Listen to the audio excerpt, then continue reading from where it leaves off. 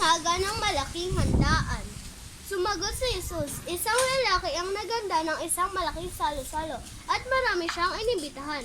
Nang dumating ang oras ng handaan, inutusan niya ang kanyang alipin at pinasabi sa mga iniimbitahan. Makabili ako ng bugat at hindi ako makapunta.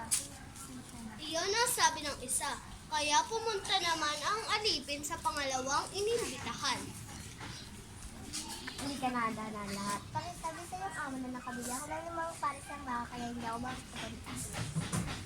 Iyon din ang sabi ng isa, kaya agad-agad madali ang alipin na pumunta sa panghuling inimbitahan. Halika na handa na ang lahat. Bago ka sa lakat, hindi ako makakapunta, pasensya na. Bumalik ang alipin at ipinalita ito sa kanyang Panginoon.